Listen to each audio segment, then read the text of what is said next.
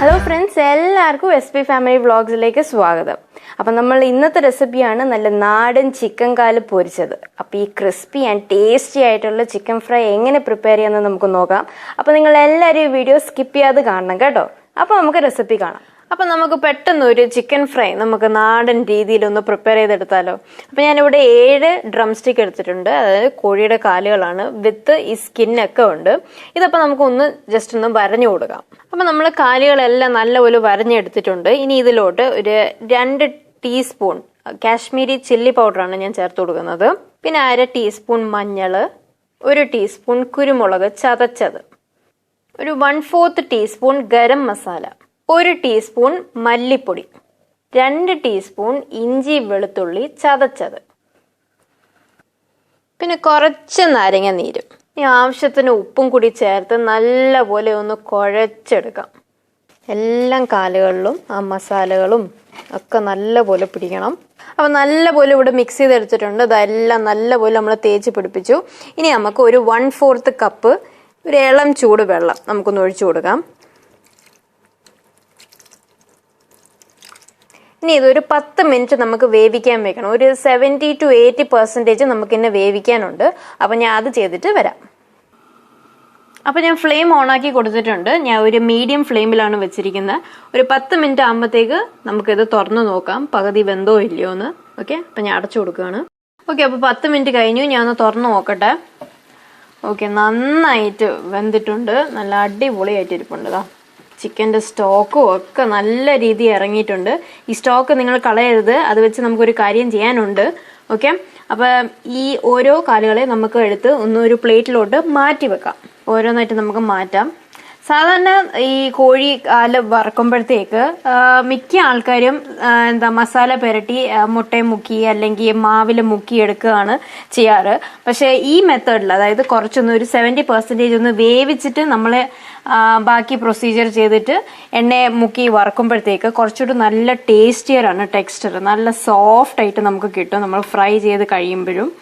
അപ്പോൾ അതാണ് ഞാൻ ഈ രീതിയിൽ ചെയ്യുന്നത്. നിങ്ങളെല്ലാവരും ഈ മെത്തേഡും ഒന്ന് ട്രൈ ചെയ്ത് നോക്കണം. ഓക്കെ, അപ്പോൾ നമ്മൾ ചിക്കൻ കാലുകളെ നമ്മളൊരു പ്ലേറ്റിലോട്ട് ആക്കി വെച്ചിട്ടുണ്ട്. ഇനി അതിനെ ഒന്ന് ബീറ്റ് ചെയ്തെടുക്കാൻ വേണ്ടി ഞാൻ ഒരു മുട്ട ഇവിടെ ഒഴിച്ചിട്ടുണ്ട്. അതിൻ്റെ ഒപ്പം ഒരു ടേബിൾ സ്പൂൺ പാലുകൂടി ചേർത്ത് നമുക്കൊന്ന് ബീറ്റ് ചെയ്തെടുക്കാം ഇത്.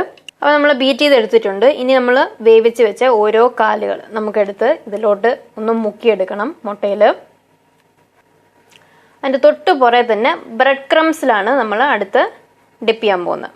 അപ്പോൾ ഇത് നല്ലപോലെ ഒന്ന് കോട്ട് ചെയ്തെടുക്കാം. ഇതേപോലെ എല്ലാം നമുക്ക് ചെയ്ത് കൊടുക്കണം. അപ്പോൾ നല്ലപോലെ ഒന്ന് കറക്കി നല്ല കോട്ട് ചെയ്തതിന് ശേഷം ഇങ്ങനെ എടുത്തിട്ട് കുടയണം ഇങ്ങനെ. അപ്പം ബാക്കിയുള്ള പൊടികളെല്ലാം തട്ടി വീണതിന് ശേഷം ഒന്നുകൂടെ ഒന്ന് കറക്കി എടുത്താൽ മതി. അപ്പം നല്ല ഫുള്ളായിട്ട് നമുക്കൊന്ന് കോട്ടായി കിട്ടും ഇതേപോലെ.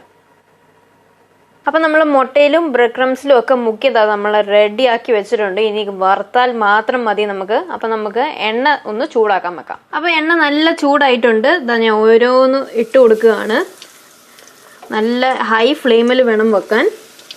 എന്നുവെച്ചാൽ നമുക്ക് ഇതിൻ്റെ ഔട്ടർ മാത്രം ഒന്ന് നല്ലൊരു ബ്രൗൺ ഷെയ്ഡിലാക്കിയാൽ മതി. എന്നുവെച്ചാൽ നമ്മൾ ഓൾറെഡി ഒരു 80% നമ്മൾ വേവിച്ചിട്ടുണ്ട് ഇത്. അപ്പം നമുക്ക് ഡീപ്പ് ഫ്രൈയിങ്ങിൻ്റെ ആവശ്യമില്ല ഇവിടെ. അപ്പം നല്ലൊരു ഹൈ ഫ്ലെയിമിൽ നമുക്കൊന്ന് ബ്രൗൺ ആവുന്ന വരെ നമുക്കൊന്ന് വെയിറ്റ് ചെയ്യാം. അപ്പം ചിക്കൻ അവിടെ നല്ല ഫ്രൈ ആവുന്ന സമയത്ത് ഞാൻ മുമ്പേ പറഞ്ഞായിരുന്നു നമുക്ക് സ്റ്റോക്ക് ആവശ്യമുണ്ട്, ഇത് കളയരുതെന്ന്. അപ്പം ഈ സ്റ്റോക്കിൽ നമ്മൾ കുറച്ച് തേങ്ങ ഇട്ട് കൊടുക്കാൻ പോവാണ്. അപ്പോൾ ഇതൊരു 1/4 കപ്പ് തേങ്ങ ഉണ്ട്, തേങ്ങാപ്പീര. അപ്പോൾ ഈ തേങ്ങാപ്പീര ഈ സ്റ്റോക്കിലോട്ട് ഇങ്ങനെ ഇട്ടിട്ട് നല്ലപോലെ ഒന്ന് ഇളക്കിയെടുക്കണം. ആ മസാലയും ഒക്കെ നല്ലപോലെ ഈ തേങ്ങ പിടിക്കണം. അപ്പോൾ നല്ലപോലെ ഒന്ന് മിക്സ് ചെയ്തെടുത്തിട്ടുണ്ട് ഇവിടെ നമ്മൾ. ഇത് നമുക്ക് മാറ്റി വയ്ക്കാം. എന്നിട്ട് ഫ്രൈ എല്ലാം ചെയ്തതിന് ശേഷം ഇത് വെച്ച് എന്താണ് നമ്മൾ ചെയ്യാൻ പോകുന്നത് ഞാൻ കാണിച്ചു തരാം. അപ്പം ഇതാണ് അതിൻ്റെ ഒരു ടെക്സ്ചറും അതിൻ്റെ കളറും ഒക്കെ. ഈ ഒരു ക്രിസ്പിനെസ്സിൽ നമുക്ക് കിട്ടും. ഈ ഒരു ബ്രൗൺ ഷെയ്ഡിൽ നമുക്ക് കിട്ടും. ഓക്കെ, അപ്പോൾ ഇത്രയും നമുക്ക് ഈ രീതിയിൽ നമുക്ക് എല്ലാം വറുത്തെടുക്കാം. അപ്പോൾ അടുത്ത് ഞാൻ കുറച്ച് പപ്പടം വറുത്തെടുക്കുകയാണ്. ഇതേപോലെ സ്ട്രിപ്പ് പോലെ അരിഞ്ഞതാണ് ഇടുക. നമ്മളപ്പം തന്നെ കോരിയെടുക്കുക. അപ്പോൾ അടുത്ത് നമ്മൾ ഈ തേങ്ങാപ്പീരയാണ് നമ്മളൊന്ന് വറുത്തെടുക്കാൻ പോകുന്നത്. നമ്മൾ മുമ്പേ മിക്സാക്കി വെച്ചില്ലായിരുന്നോ നമ്മൾ ആ സ്റ്റോക്കിൽ, അതൊന്ന് നമുക്ക് ഈ ചൂട് എണ്ണയിലോട്ടൊന്ന് വറുത്ത് കൊടുക്കാം. അപ്പോൾ ഇതാ നമ്മൾ തേങ്ങാപ്പീരയും വറുത്തിട്ടുണ്ട്. ഇതാ ഈ ഒരു കളർ ഷെയ്ഡ് വരെ നല്ല ക്രിസ്പി ആയിട്ട് നമുക്ക് വറുത്തെടുക്കണം. അപ്പോൾ നമ്മൾ പപ്പടം വറുത്ത് ഒരു പ്ലേറ്റിൽ വെച്ചിട്ടുണ്ട്. ഇനി നമുക്ക് ഓരോ വറുത്ത് ചിക്കൻ കാലുകൾ വെച്ച് കൊടുക്കാം. നല്ല മുരുമുരാന്നിരിക്കുന്ന ചിക്കൻ കാലുകൾ. അപ്പോൾ നമ്മൾ ചിക്കൻ കാലുകളെല്ലാം വെച്ച് കൊടുത്തിട്ടുണ്ട്. ഇനി നമ്മൾ മുമ്പേ വറുത്ത തേങ്ങാപ്പീര അതൊന്ന് ഇട്ട് കൊടുക്കാം.